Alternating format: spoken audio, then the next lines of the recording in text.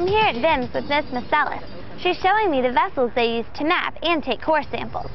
We learned that there are mountains and valleys on the ocean floor, and that there's natural oil seepage. We need to know more about the topography of the ocean. Can you tell me exactly what the floor looks like? It's magnificent.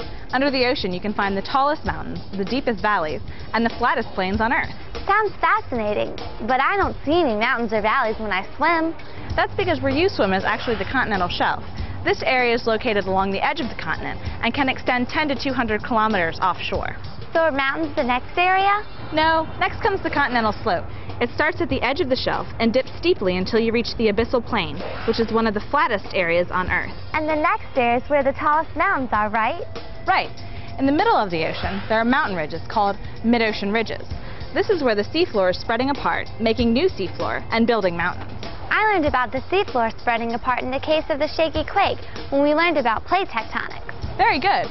You'll also find volcanoes over those ridges and over hot spots in the Earth's crust. If a volcano grows tall enough to rise above sea level, they form islands. Just like the Hawaiian Islands, didn't they form over a hot spot? That's right.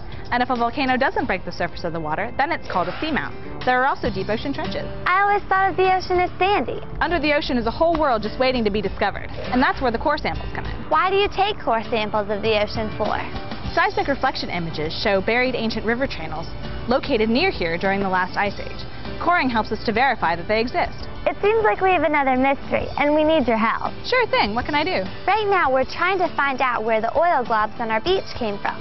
Mr. Wells said that oil sometimes seeps out naturally from the ocean, so we need to learn more about oil seeps.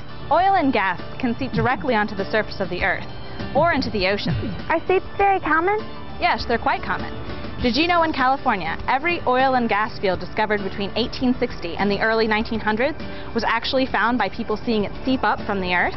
So how does oil and gas seep out? Seeps can come from a single point or from as many as 30,000 individual little holes. Divers describe high seepage areas as looking like a whole bunch of gopher holes. How much oil and gas seeps out? It varies from place to place and can range from nearly impossible to detect to thick oil films with globular deposits called tar balls. That sounds like what's on our beach. We learned that most of the oil seepage occurs along the Gulf of Mexico, so we thought that a current could be carrying the oil globs to our beach. But we learned that there aren't any currents that carry things to Virginia from the Gulf of Mexico. What about the Gulf Stream? We know that the Gulf Stream blows northward from the central part of the Atlantic Ocean and turns back towards Europe up around Canada.